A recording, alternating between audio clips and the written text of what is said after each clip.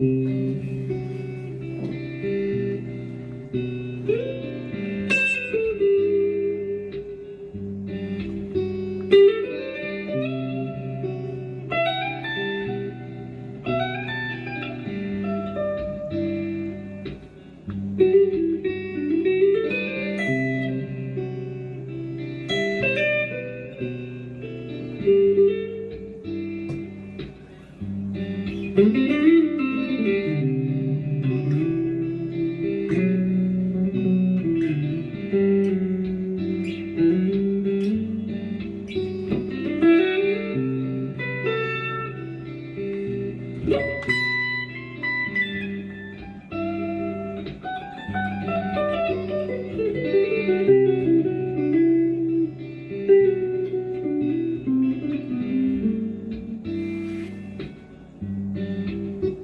we go. Well, good evening, Internet, and welcome to Allan Holdsworth for Mortal Fingers.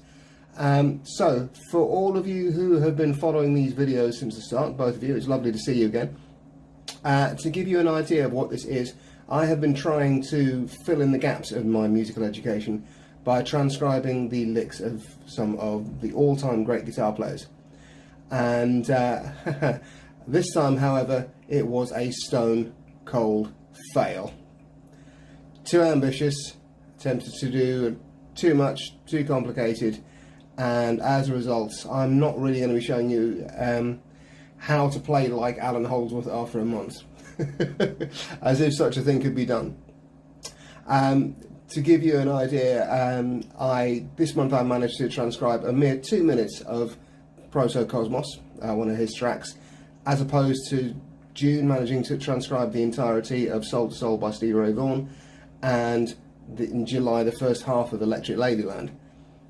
Gives you some idea of what we're dealing with here. So what we have today is I'm going to check out a couple of concepts that he uses, that Allan Holdsworth would use in his playing, and try and frame them so that you can reinterpret them and reuse them in your own playing. So we're thinking of this as trying to adapt Allan Holdsworth's approach, but for Mortal Fingers.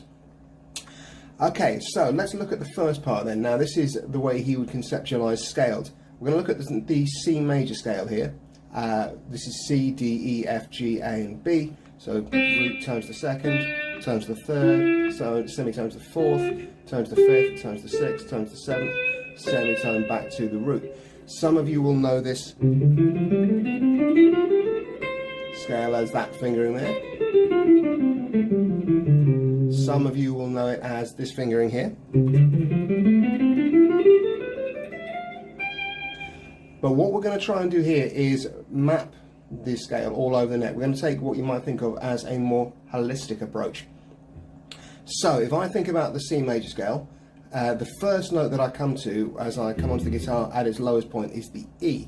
So I'm now going to reorientate that scale and count E, F, G, A, B, C, D, E, F, G, A, B, C, D, E, F, G, A, B, C, D, E, F, G, A, B, C, D. And then a little bend up to the high E there. And so what we're trying to do here, rather than stick to a specific shape, is I've taken a 4-note per string approach. There's no magic about that. You could just as easily take 5 or 6 and maneuver my way across the fretboard, just tracking from note to note. So what we're trying to do here is thinking much more about mapping the scale across the entire fretboard than we are about learning a set fingering. If you want another example of this, I would advise go back to the 1,000 subscribers 1 minute lick special, which does something similar with the E minor scale. Now, you can obviously attempt this with the legendary Allan Holdsworth legato technique.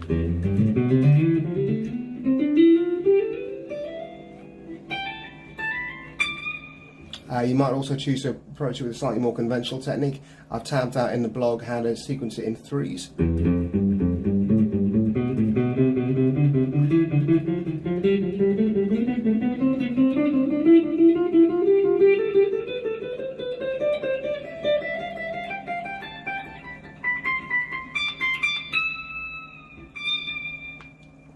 But you will see from that the tablature looks absolutely terrifying. So I would really urge you to try and take an overall look at the scale and just try mapping it across in across the different strings, sequencing in different amounts. Let's move on next then to the way that Allan Holdsworth would conceptualize chords. Now, he spoke in several interviews about having a profound dislike for, and I quote, that major seventh chord we all learn first. I'm not 100% sure what chord he means, but I suspect it might be that particular C major 7. So let's look at this C major 7, shall we, and see if we can find something that's possibly less offensive to Mr. Holdsworth here. Again, let's understand what notes we're dealing with here. We've got the C root, we've got the E third, we've got the G fifth, and the B major 7th. So C, E, G, B are our notes. Now I'm going to start by playing this all just from a C root note. So we're going to go in root position here. So what I can do here is go C, E, G, B. I can go C, E, swap the G and the B in around, C, E, B, G. I can go, keep a C, and this time I'm going to put a G in next, and then a B and an E, C, G, B, E. I can then keep a C and a G, swap the E and the B around, C, G, E, B. I can put the B in above the C, C, B, E, G. And if you're thinking, by the way, any Cage fans out there, that looks an awful lot like an E minor over a C, that's because that's exactly what it is. And last but not least, in fact probably my favourite of all, is to have C, then B, and then the G, and then the E.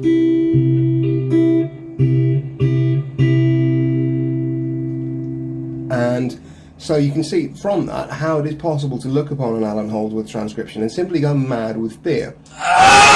Particularly when you take into consideration that everything we've done there, that is all root position. We haven't even looked at how you might go about fingering the chord and the various combinations of fingerings, going from the E or the G or the B. So that is something I encourage you to have a crack at and try on your own. Okay, moving on to some licks. Well, a couple of licks.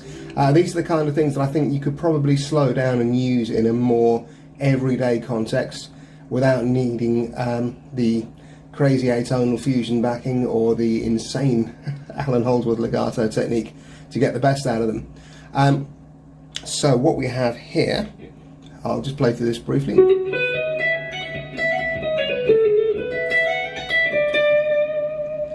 And we can think of this about as being based around B Mixolydian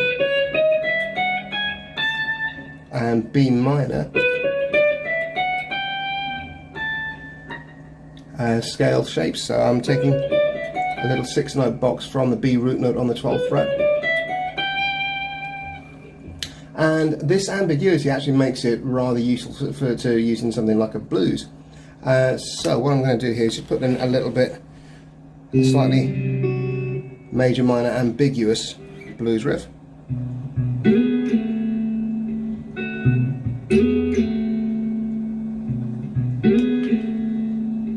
And now I'm going to rephrase that.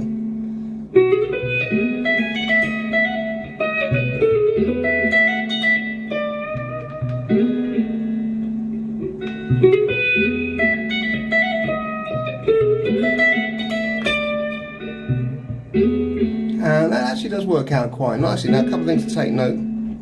You've got some wide stretch hammer-ons. So that's giving you like a major third stretch there. And then you've also got the hammer-on from nowhere, sort of hammering across strings. So for example, in the second beat of the first bar, and then we go down, hammering that little finger onto the 16th fret B.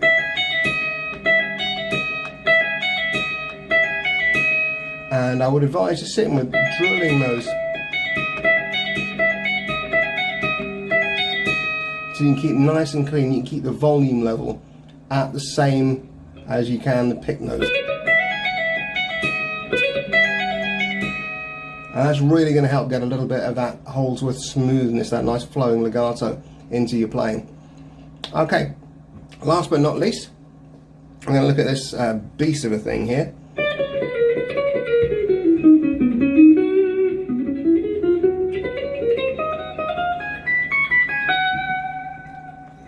and we can view this again as sort of being in the key of B, but there's so much chromaticism going on that it's really next to useless to try and analyse it that way.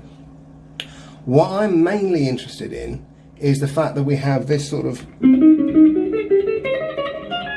idea moving across strings. Now we can actually take this and use this to our advantage. I'm going to put in another little loop here, this time on a G.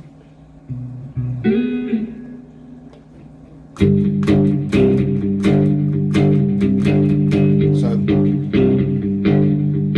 fairly straightforward kind of blues rock chugging, and I'm now going to take fingers 1, 2, 4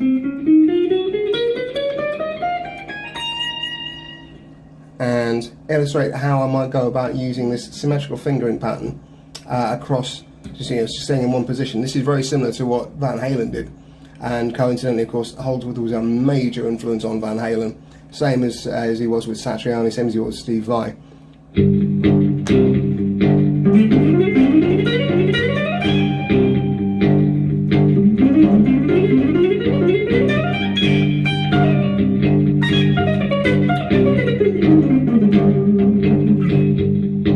So although it's not strictly a scale, that fingering produces quite a dark, moody, Phrygian kind of vibe to it. Now if I go 1, 3 and 4,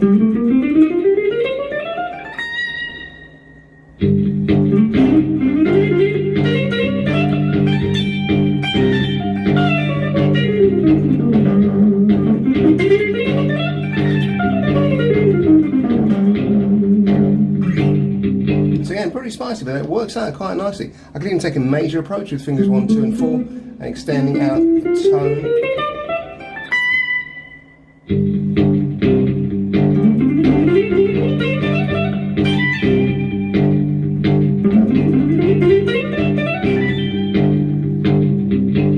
And although, as I say, it's not a strictly musical scale, the fact that you're starting and ending on a root note, that works. That means you're going to get away with it. Your ear will make sense of the more atonal stuff in between.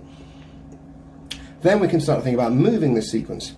So if I go back to 1, 2, 4 again. Now I'm going to do this, but I'm going to move it across. So starting on the 15th fret on the E string, 16th on the A string, 17th on the D, 18th on the G, and then 19th on the B. And I'm going to aim to finish on that G note there on the 20th fret.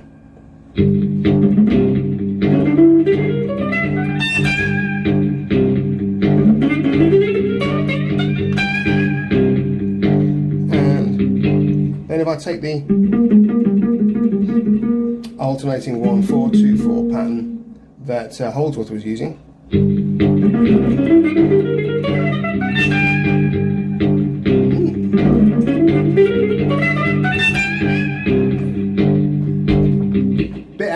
bit spacey, a bit atonal, but it does kind of work.